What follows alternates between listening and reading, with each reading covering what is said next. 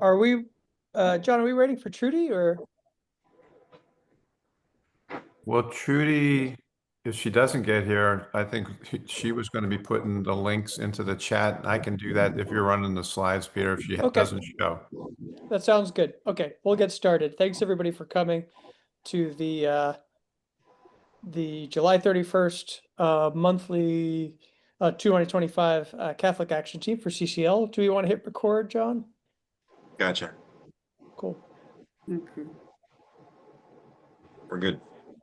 Great. Okay, thanks everybody for coming tonight to the monthly CCL Catholic Action Team. Hopefully you can see my slides here. Give me a thumbs up. Thanks, John. We're going to go through, this is in the chat as well, but I just wanted to, we'll have a opening prayer for 5 minutes from Sister Elizabeth who will lead us in that. Then we'll get some field reports from the last week's National Conference for Citizens Climate Lobby and our lobby meetings from those of us on the call who attended, myself, John, Andy, Monet, and perhaps others if they're around. Then we'll head over to Roger to talk about the Laudato Si handouts for members of Congress, summary of the Catholic Climate Covenant July 24th webinar from Mary Rose. And then looking ahead, I'll open the mic to talk about what your plans are within your parishes or your locations for the season of creation plans and pilgrimages. We'll get a national update from John. What's your title these days now? I've forgotten. Network director. Network director, CCL network director and staffer, John. And then we'll have a closing and just an earmark for the next meeting. So with that, I'll hand it over to Sister Elizabeth for the prayer.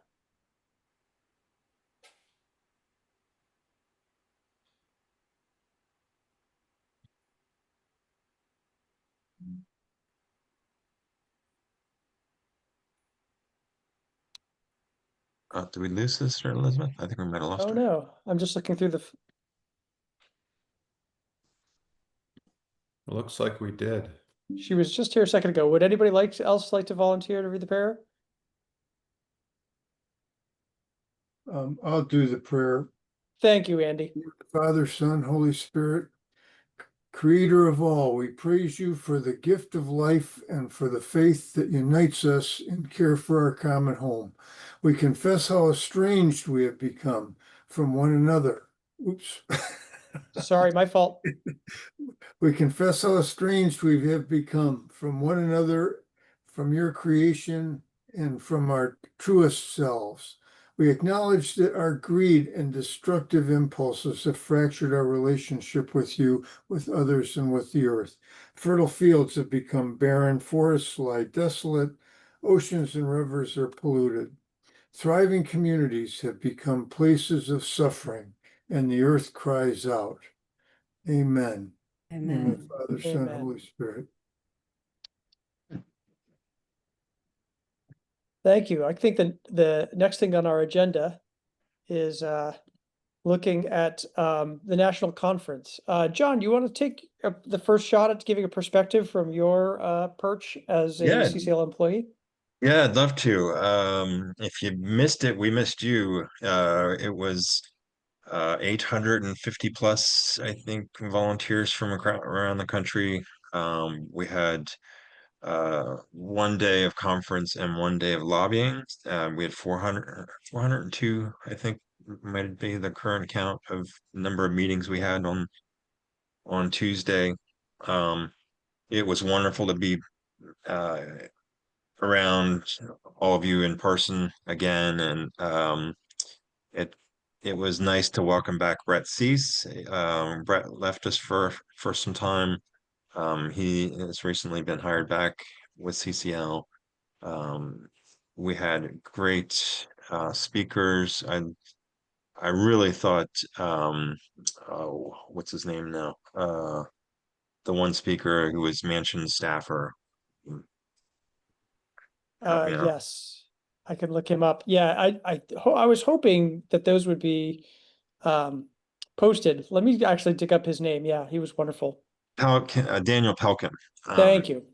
Yeah, he was one of Manchin's staffers. He had a really interesting perspective on the tax credits and the BBB, the Big Beautiful Bill, and we're coming from an angle of like, these tax credits are going away, but he had a perspective of um, behind the IRA, the BBB was the biggest investment in clean energy, um, other than the IRA. I know we're doing away with a lot of things, like the wind and solar tax credits from the Inflation Reduction Act, but the BBB actually included a lot of tax credits for things like geothermal and nuclear.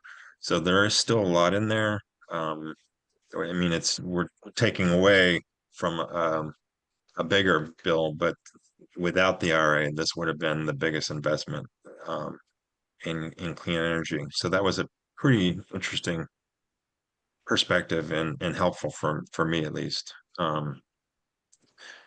Um, really great speakers. I got some feedback as far as 2-day versus 1-day conference, and feel free to add your thoughts on it if you were there. We did cut out a day of conference, which made it a little bit tighter for meeting planning. Finding time to get together to plan for lobby meetings while we were there. But I think a lot of people were prepared before they came to DC via Zoom. So the reception on Tuesday night was always one of the highlights for me. Having new first time lobbyists talk about their experience on Capitol Hill was just a super powerful part of the conference, I think. Very empowering to be around so many people that are like-minded, and it's just a lot of fun to be together with so many people. Thank you, John. Andy, could you give your perspective? Sure. Can you set me up to share screen? Of course. Well, John, could you do that since you're the... So we had, for myself, we had three good lobby meetings that I was really pleased with. We had we met with one that I had met before, but my own congressperson I had never seen face to face before and talked to. And so finally, because we had a group of young people and were hanging outside his office, when he heard there was a bunch of young folks and potentially students hanging out there, he invited us in, even though he hadn't planned on seeing us. So I was very grateful for that. But I'll just share a screen for a second just to set context with the group. And what we'll do is just show you kind of what we're talking about there. I'm not sure how much preparation you got to see, but when we think of our 4 pillars: carbon pricing, energy and permitting reform, electrification, and healthy forests, this year we hit on 3 of the 4 in at least an adjacent way, because we were talking about the Foreign Pollution Fee Act, which is kind of a carbon border tariff to the Republicans.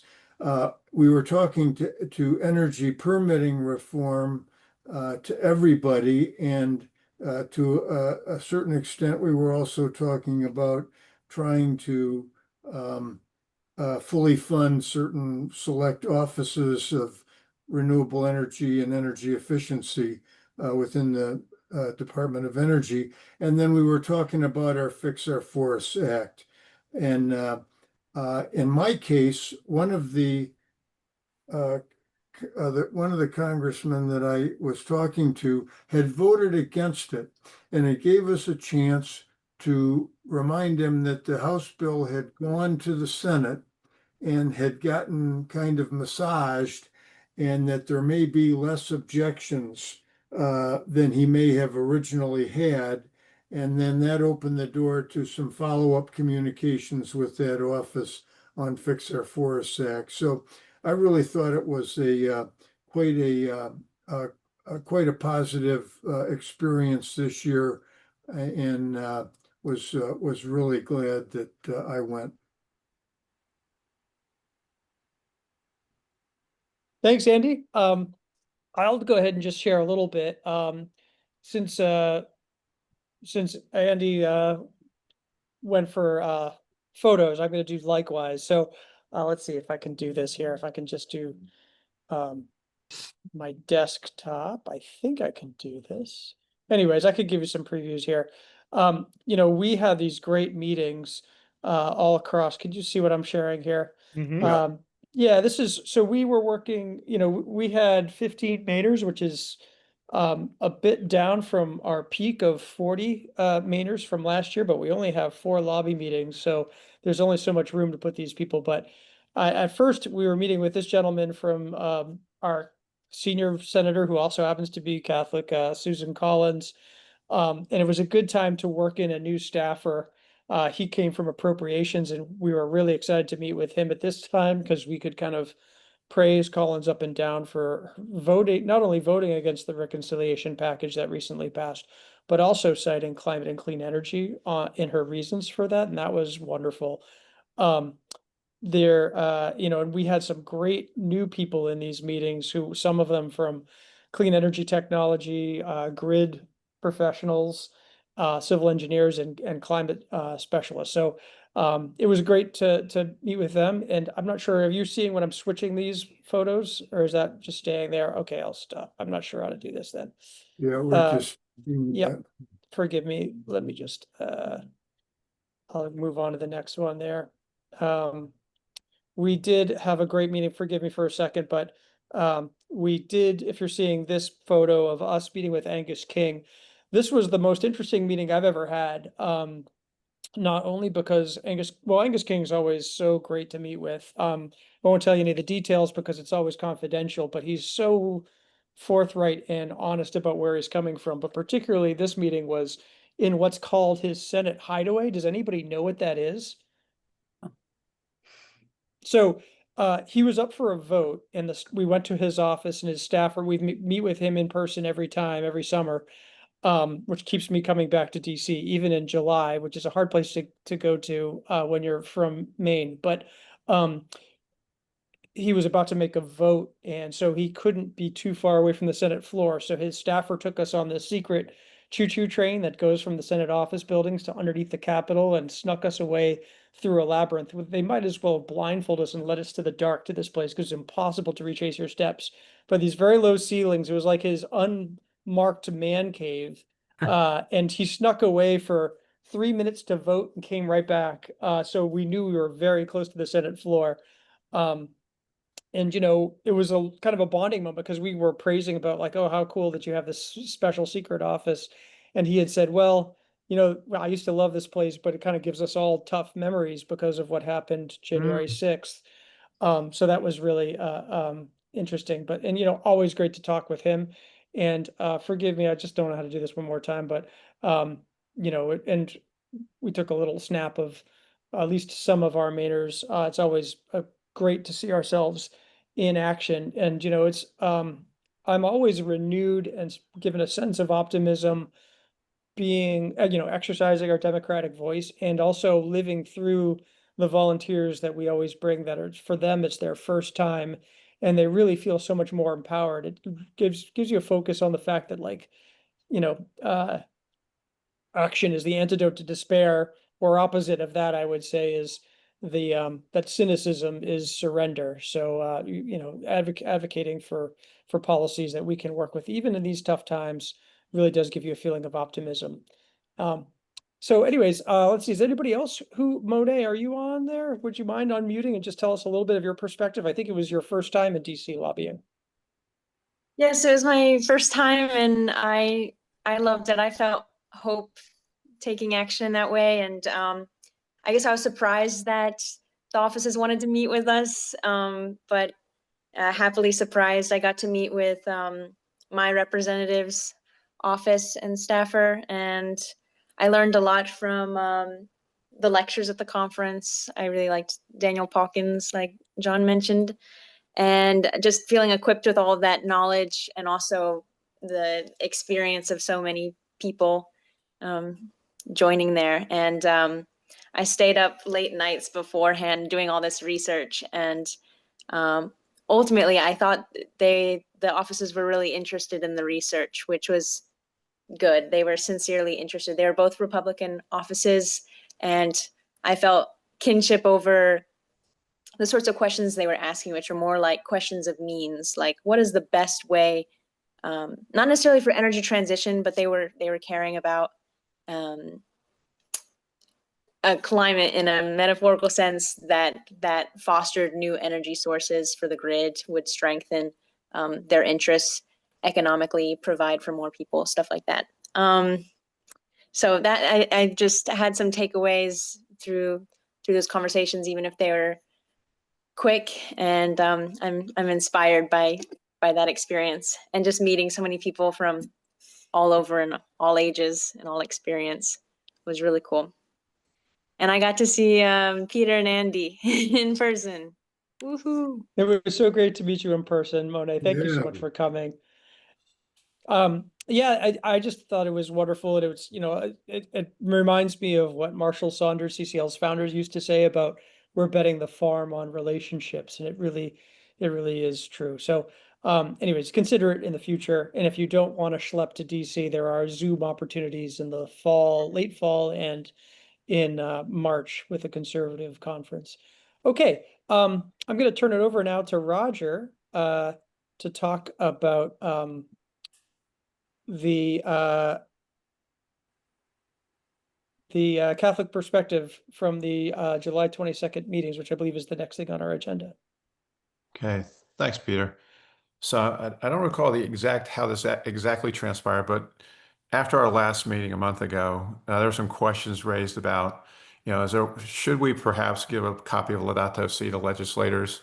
And we talked about this afterwards, and it was considered, but we thought few, if any, legislators would read it. And I remember Danny Richter said that back in 2016, I think it was, that they did do that, and he wasn't sure that was very effective. So then it's kind of like, well, instead, could we make some kind of a moral connection between Laudato Si and our July conference asks? And so the focus here is Republican, but this could also be done for the same exercise could be done with the Democratic asks. But my interests obviously are Republican, being in Texas, because most of our members of Congress and our senators are Republican. But these are the three asks, okay? Fund clean energy, smart energy permitting reform, and fix clean energy tax credits. Okay, go to the next page.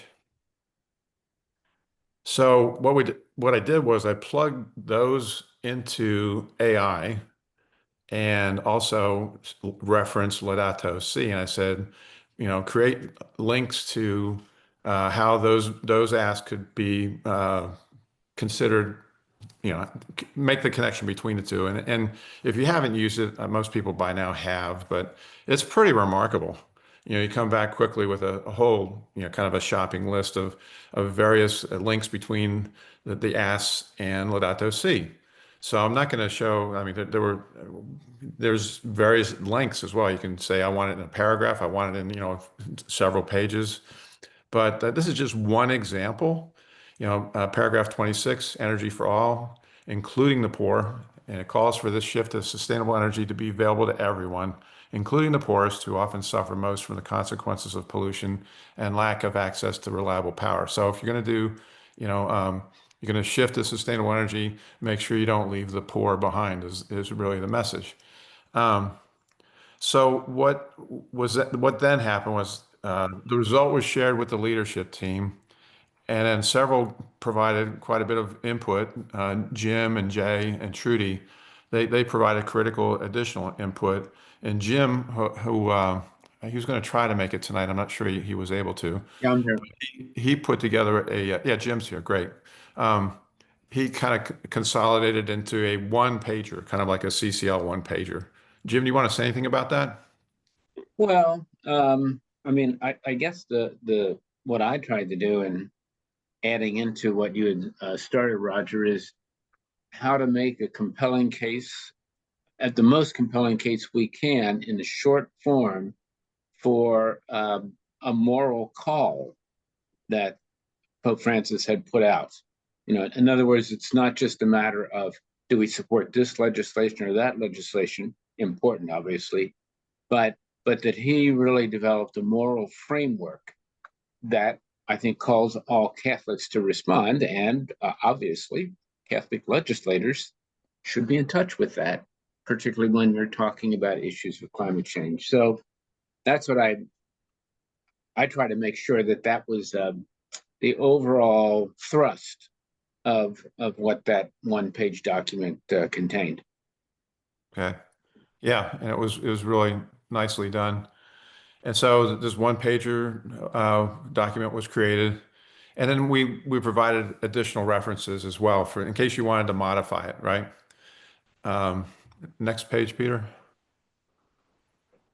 So the point is, though, we could have done the same exercise using the primary ask for Democratic offices. It's pretty simple using AI.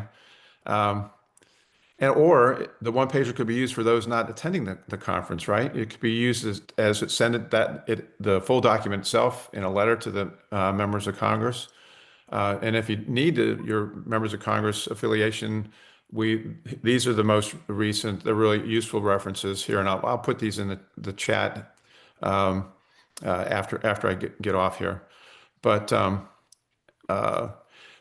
thing was, I mean, this was something that was frankly a good exercise, but it was done too late. I mean, we were coming up with these maybe a week. The whole thing that we put out in the Catholic Action Team forum was a week or so in advance of the meetings, and everybody's pretty much ramping up for the meetings. And this is the other thing is that anything that we're going to use as a one pager, I think, and John can correct me on this, but it probably needs to go to CCL National to get approved. But I think the thing that was really clear about the exercise was it'll be really useful for future Catholic or religious one pagers.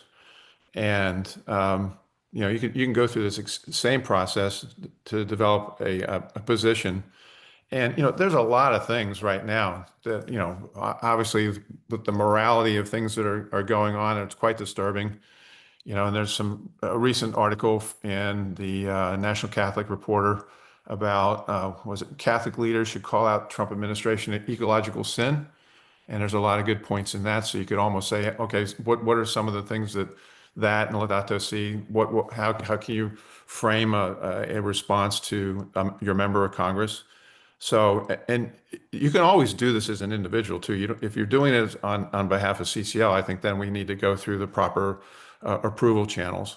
But I just thought that it ended up being a really interesting exercise.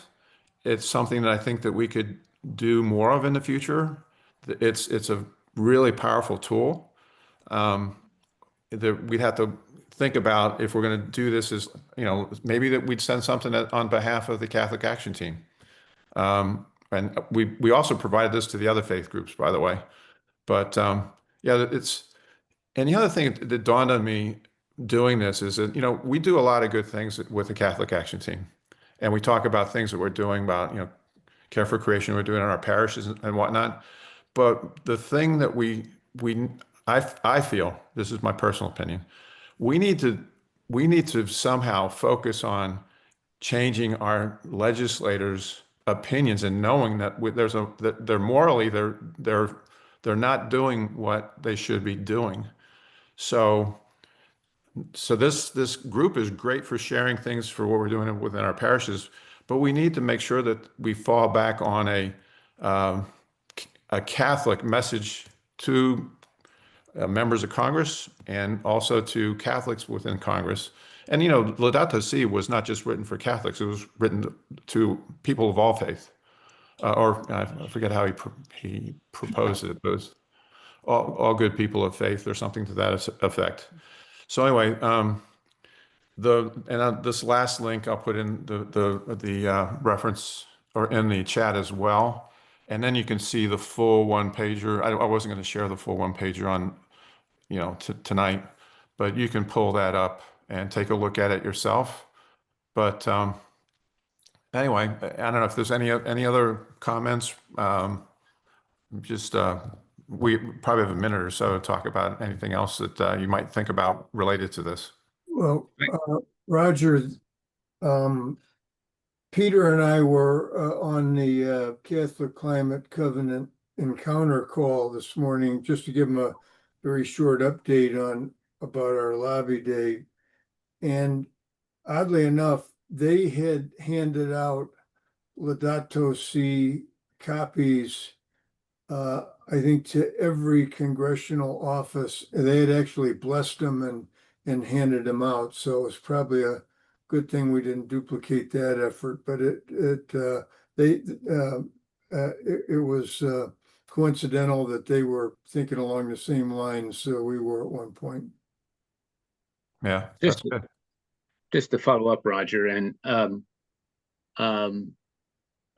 not been involved, obviously, with the Catholic Action Team, but it would seem to me that this team is the appropriate place to take the one pager, or if people want to, revise it and adapt it in some way. But as a Catholic Action Team, to send this to all the Catholic members of Congress with, I would suggest, a strongly worded message from us Mhm. about the importance of heeding what the Pope is saying, particularly in light of the destructive policies that are being implemented that are frankly counter to what the Pope is calling us to.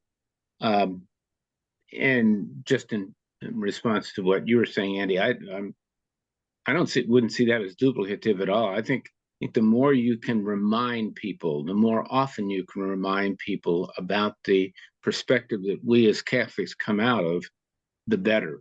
And as we were talking about the possibility of sharing the document, we agreed that how many are going to read the whole document? But I think what we tried to do is put together something that would be focused, fairly hard hitting in a sense, and really challenging to them. Yeah. I would like to add to that. It seems to me if you're going to hand out a document, I would rather see them hand out Laudate Deum because it's short and it really calls out the Western world for not Gotcha. picking up the pace. And in fact, we've gone backwards from that point in time. So there's a nice direct summary there. Yeah, that's a great point. I'm wondering if this is an opportunity for more collaboration though, because I'm this is my first time with this group. I've been attending my local chapter for several months, but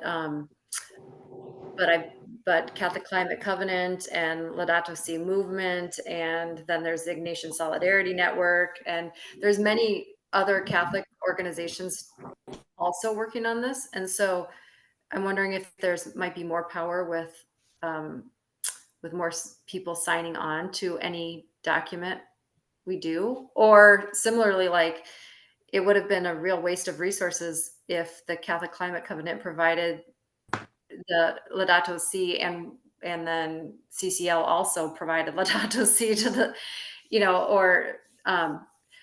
anyway, I'm just wondering about collaboration. There are definite opportunities there. But by the way, on that call this morning, John, the subject came up again about maybe inviting Catholic Climate Covenant members to lobby with us during lobby days. As I recall, was it last year that we did reach out to them? I'm not sure how many wound up lobbying with us, but there was probably a handful or two that might have. So this year, everything was so compressed and there was a lot of change going on within CCL, but maybe next year might be a good idea for us to reach out to them again and extend that invitation if you're all thinking it might be worthwhile. And maybe some feedback for John too, from my perspective, coming up from Houston, I mean, I've done it probably 4 or 5 times before, and it factored into my decision the fact that it was being so short. I mean, to fly that far and not have a little more time to spend with people, I'm thinking, what is it of the same value? And I had a conflict anyway, so it made it a little easier. But there's value into having it the length it was initially, and I realize that's another night of staying in a hotel and whatever. But then you got the whole thing about flying up there. That's no small expense. So that's just a factor that I think the CCL needs to consider. Thanks, Roger. And yeah, and I just wanted to speak a little bit about the one pager. I love the idea. I don't know how, it's not something that we've discussed on staff that I'm aware of, as far as action teams kind of providing their own messaging. I don't know how open the DC office would be to having another one pager to hand out, but I'm kind of thinking along the lines of maybe adding to our policy our asks with a Catholic perspective, like having some messaging in there specifically for Catholics might be something they'd be open to. But that's something I'll definitely bring to the DC office. Well, there was the Republican Climate Caucus, who basically did nothing related to what they said they were organized for. They cratered and basically did what Trump's bidding, right? And this might be an opportunity for the Catholic Action Team as a group. I don't know if we could all sign it as members of the group, send a strong message to that, the chairman of that, saying we're really disappointed in the fact, and of course the timing's not great now because it's late, but and timing's everything too. I mean, we started this exercise, and it wasn't until we're done we realized, well, if we'd done this earlier, it would maybe had an impact. But okay, we learned from it. How can we use it in the future? Mm. Maybe a byline for us could be something as simple as what informs us as Catholics are the basic messages of Laudato Si, which is to help us remember to hear the cry of the earth, the cry of the poor. And we do this because creation is God's great gift of love. Keep it really simple. Yeah. And also, a phrase like creation is God's great gift of love, we've just developed that in New Hampshire because we are in a very conservative state, including a conservative diocese. So who can argue with that statement?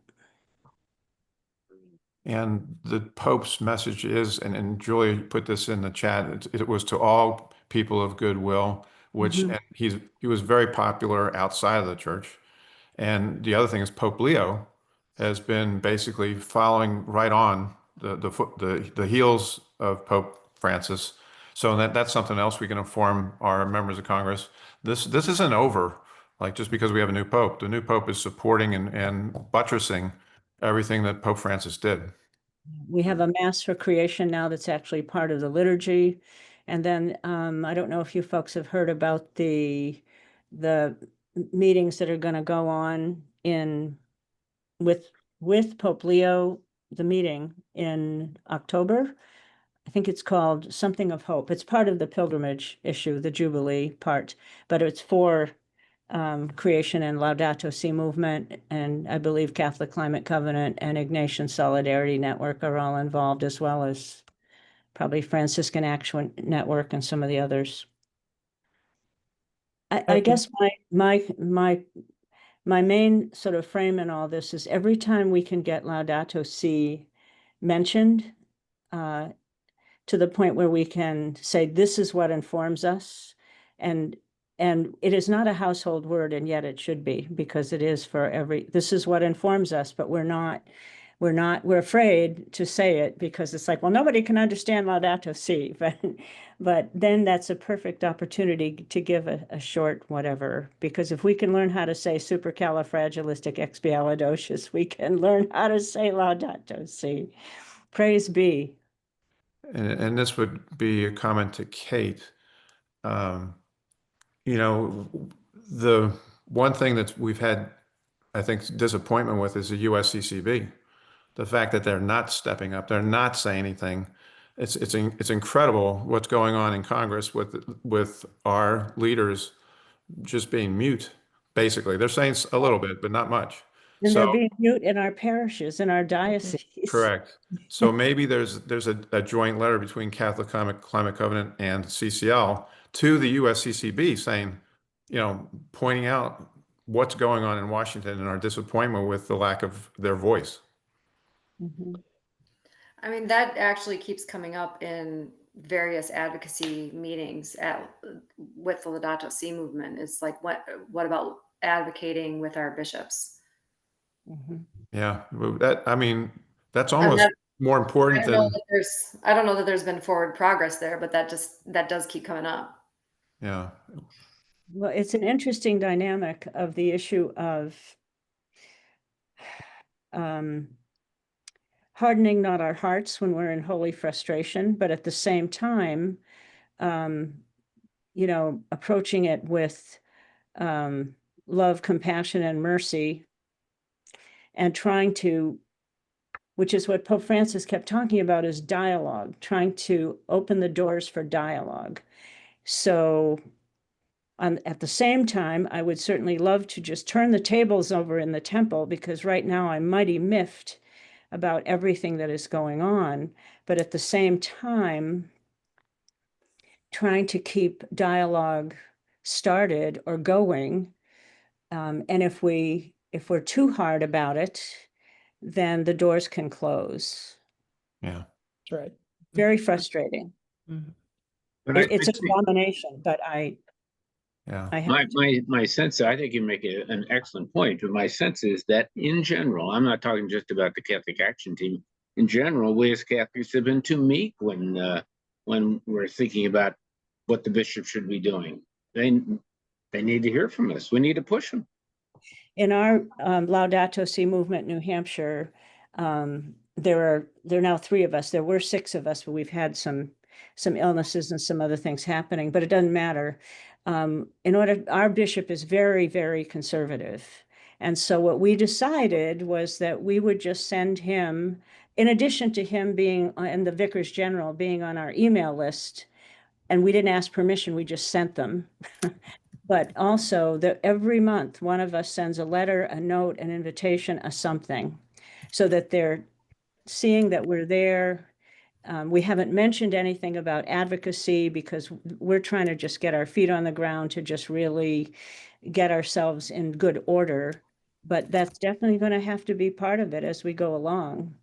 Invitations to things. Oh, by the way, have you heard about this? Or happy birthday, or happy 4th of July, anything to try to establish some informal communications with, and our bishop, obviously New Hampshire's tiny, so this may not work for Texas or some of the other big, huge states, but we have to try every advocacy method that we can, and we have to give it to our Catholicism, because the bishops aren't going to get it.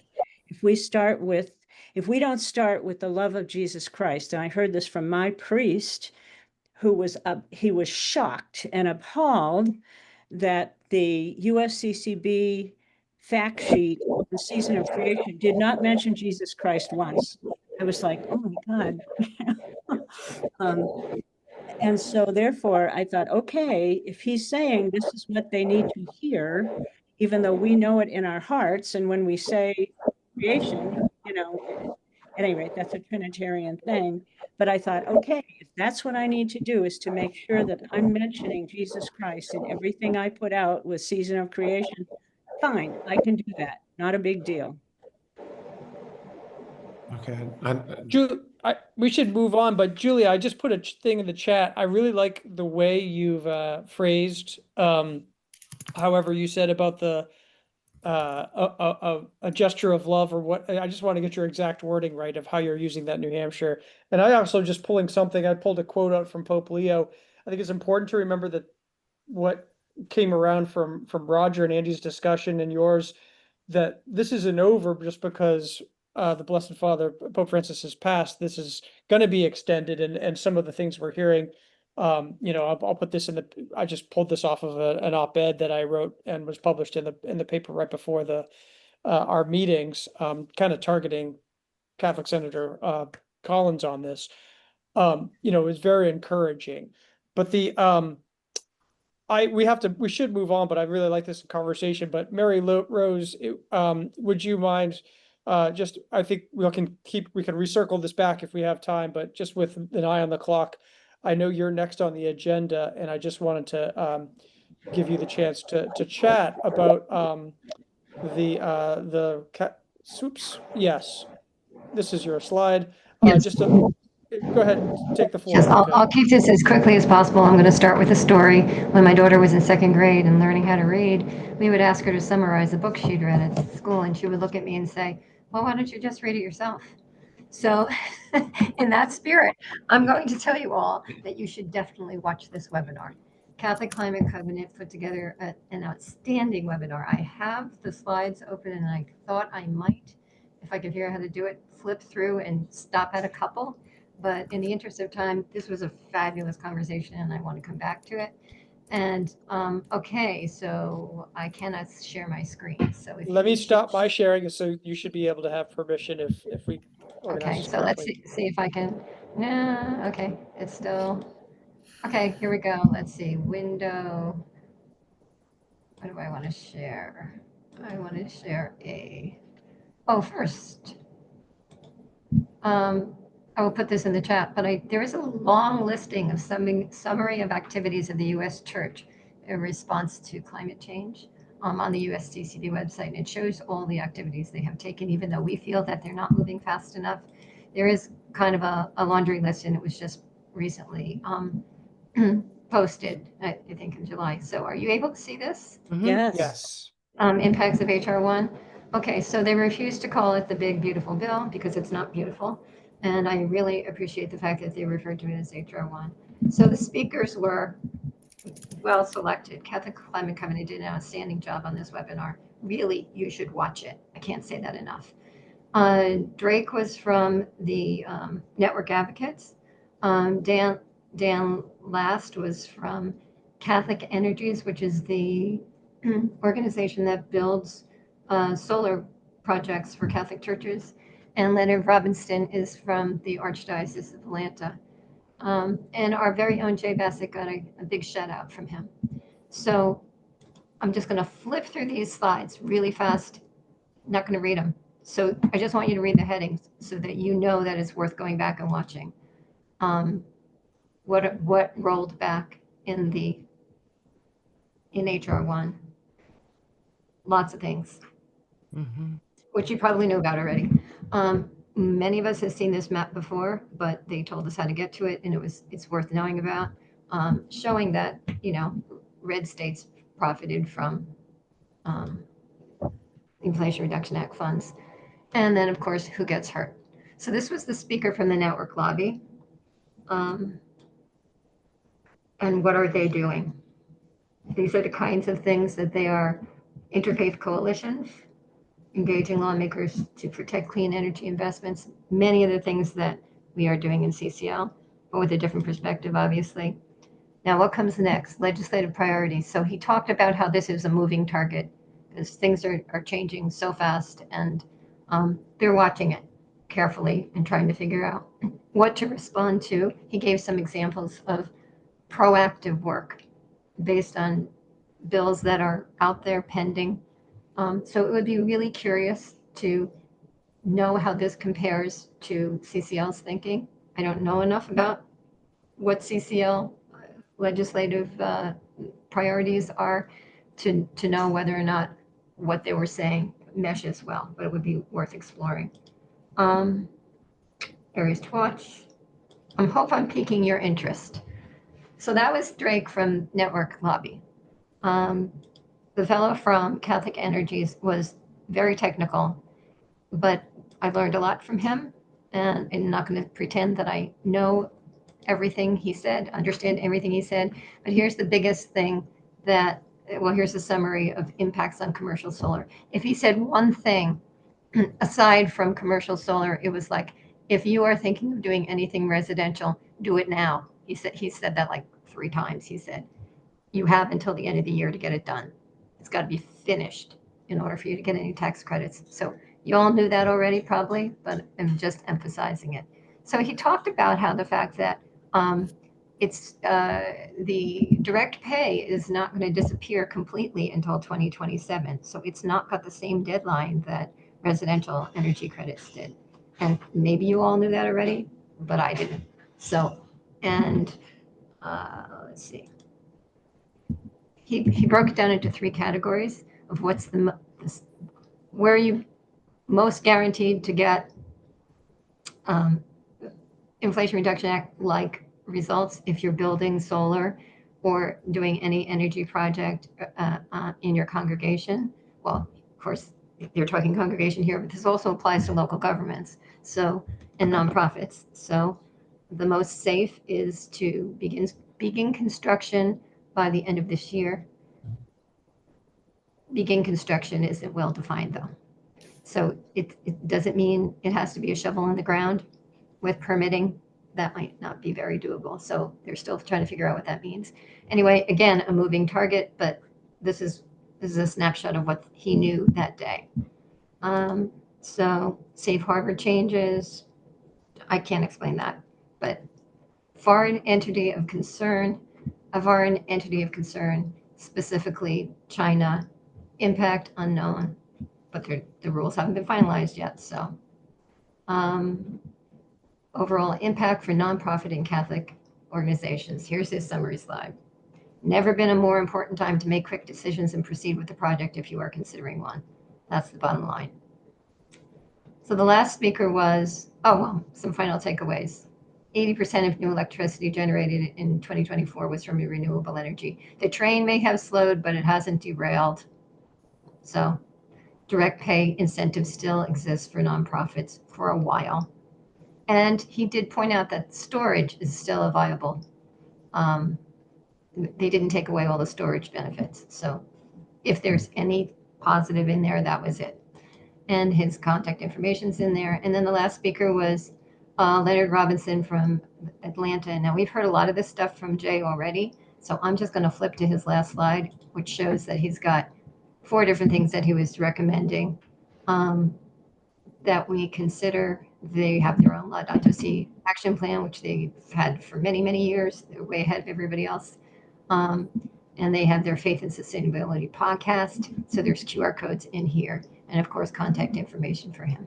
So I hope that entices you to go watch this webinar using the words of my 2nd grade daughter. Just go listen yourself. Wonderful. Thank you, Mary Rose. That's wonderful. I am You're definitely, welcome. I've got it queued up, ready to watch. Great. And I'm going to put the link to the USCCB list of responses to Laudato Si in the chat so we can all look at it. Thank you. I was just going to say we only have 10 minutes left, and I know we've got 2 things that we should probably hit. We're going to stick somewhat to the agenda, but you know, not only is the movement within the Catholic Church remains with Pope Leo, but I think the conversation isn't over, especially as I mean, not revealing anything I heard in lobby meetings, but there's a lot of Republican lawmakers who are upset about what just passed, and knowing that 85% of those clean energy tax credits were benefiting Republican controlled districts means that there's a possibility of scraping some of this back in the future. So anyways, I want to turn it over now, like an open conversation about, we're coming up upon the season of creation, and I'm just going to open floor for the next 5 minutes before we hand it over to John to give us the CCL national update. But open floor, I'll start by just saying that I'm still working on trying to give opportunities to spread like Laudato Si study groups and centered around Daniel Horan's talks, the video talks on that he has free online. And hopefully, I mean, I'm trying to get a bigger swath, but it may just be a parish-wide thing. But go ahead, Chuck, I see your hand up. Thank you. I just want to give you an update with some of what's happening here in central New York. So I'm part of the Syracuse Diocese, and we have been working with the Onondaga Nation for a pilgrimage that'll come from their center on the Onondaga Territory land to the cathedral in Syracuse itself. And we're looking to get a celebration of the new form of Mass, the season creation, the one that just recently got started. So that I've been part of that conversation for a while now, and it's pretty exciting. It's not easy to get the indigenous people to listen to us seriously, given our history of communication between us and their people over a long time. The other thing is, in terms of the season of creation, I belong to a group that is called the Exodus. We're a Christian contemporary choir, and we have put together, utilizing St. Francis's, Pope Francis's prayer, prayer for our earth.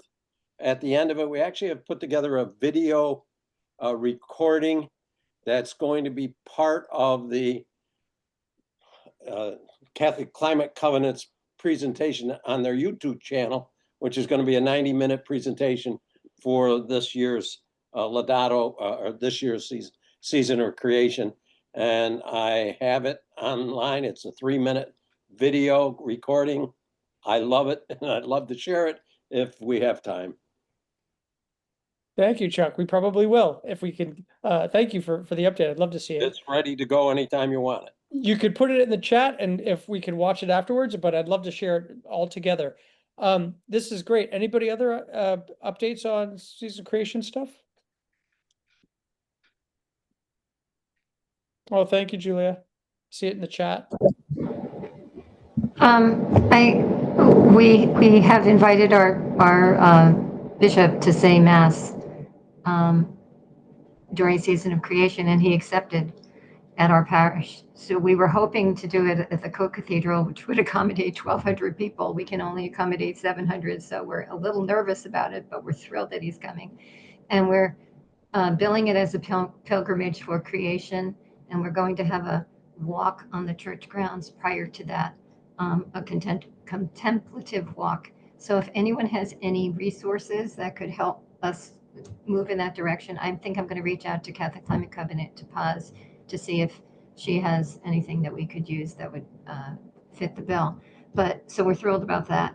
And actually, we were wondering if the bishop could use the new Mass formulary. However, it is on a Saturday, so we took a little bit of a deep dive, and we think the bishop has the ability to agree to use it under extraordinary circumstances on a Saturday, but not a Sunday. So it is our regular Saturday anticipatory Mass for Sunday. So maybe we can, but there's also an organization in Washington that I tripped across that apparently is in charge of all this stuff for diocese, and it's urging people not to use the new Mass formulary until the USCCB actually publishes it, because it's got to be translated into English. And they're hoping that would happen in time for season of creation, but it's not there yet. So that's just a little follow-up on that. Oh, Thank you, and Mary. we're moving towards establishing a New Jersey chapter of Laudato Si movement. Wonderful. Yes. So I don't know what the actual terminology is, but we're asking for the bishop's blessing. So please keep us in your prayers. We're asking for a lot. Wonderful. Other ideas for season of creation? Other updates? I see some in the chat.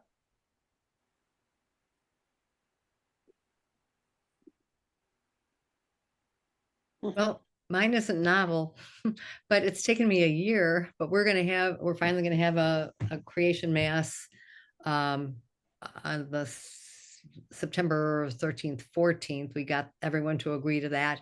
And that's the same day. We only get one day a year when we can have tables in the back of church with our materials on them.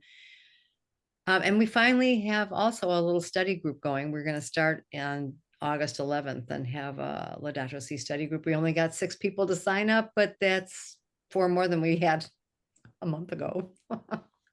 Little progress. That's great. That's great. Good work.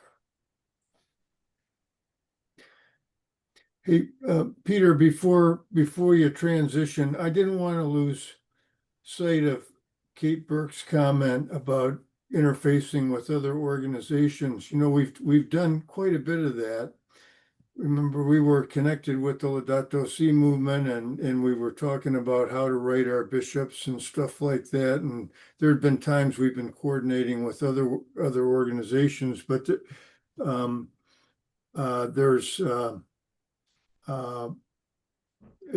lot of potential value there to see what other people are doing, maybe, you know, and inviting them periodically for 10 minutes to give us an update might be a thought, you know. It's a great idea. Can I get a clarification? We never get a chance to introduce people because we have too many people on every meeting. But Kate, do you work for Catholic Climate Covenant? No, I've just been going to their Okay, advocacy meetings. I thought at the beginning that that you were working for them, so that's my misunderstanding. Okay. So it's 9:28. This has been a packed, robust meeting. Thank you for the open conversation. There's lots to think about and be inspired by.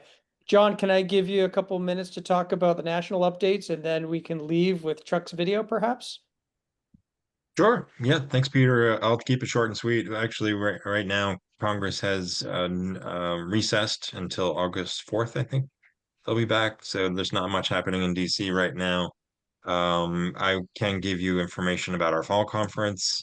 In the chat, it will be a virtual conference on November 15th, that Saturday, and then we'll be lobbying virtually all week. The week immediately after that, I think it's the 17th through the 21st. So keep in mind, it's much easier to get to virtual lobby meetings, so it would be a good opportunity to for you to get to meet with your legislators and also think about grass tops. It's much easier to get grass tops that you feel might make a difference with your meetings. It's much easier for them to take 20 minutes out of their day and attend a Zoom call than to get to DC. So yeah, we hope you get you can make that conference. And oh, Kate, sorry, grass tops are influential people. In our case, it'd be like bishops or could be community leaders, business leaders, that kind of thing. So they're influential people that have a voice that can make a difference. Thanks, John. Sure. I've always dreamed, we've had good conversations with our Catholic bishop in Maine. I've brought the Episcopal bishop to a virtual lobby meeting with our junior senator, Angus King, but I don't know if Episcopal guilt works the same way that Catholic guilt does. So I'd love to get the Catholic priest or Catholic bishop to come to the senior. So this, let me just share one last thing about this. Please register for that fall conference and hope to see you there. One last thing, just the next Catholic Action Team meeting within CCL, our planning meeting first of all, if you want to, and there's been a lot of discussions about what we could be doing. Hope you might be able to attend 4 p.m. Tuesday, August 19th. And then of course we meet at the last Wednesday of the month. So 8:30 to 9:30 p.m. Eastern Standard Time on Wednesday, August 27th. And I hope to see you there. And thanks for the newcomers tonight. This has been a great conversation. Kate, thank you for coming, and other folks who are here that are new. John, I'm giving you a lot to do, but could you possibly make Chuck, give Chuck the permission to share his video as we close out? You got it, Chuck. You're set to go. Thank you.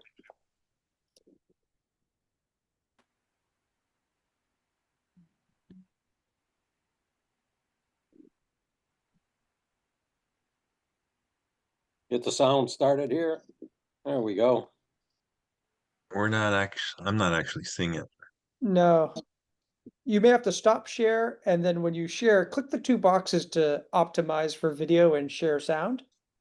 Stop share. Okay, Try it again, try sharing, and okay. just there's two little boxes for sharing your sound and for I optimizing did the that, screen.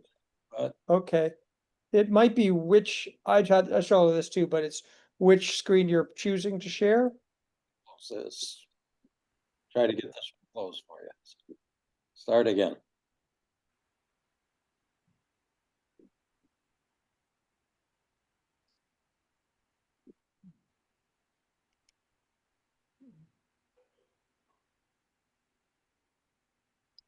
Okay, We're seeing the same thing we saw before, Chuck, unfortunately. Peter, do you have the URL? Could you? everybody see my screen? Yeah, hold on. I don't, did you put it in the chat? I do not see it. I do not, I have it online, but I don't have the URL. Okay. Ah, So I, Is that something we could open our next meeting with? yeah, let's Sure. try that. I'll do If that. you send it, you can send it to us and we can start the Okay. next meeting. Thank you, Good Chuck. enough. Yeah, Thank you you. can for- you can also post it to the forums in the Catholic Action Team page. That'd be great. Well, I'll give that a try too. Thanks, John. Thank you, Chuck. Thank you so much, everybody. Be well. God bless. Thanks, Peter. Take care. Good night, all. Good night.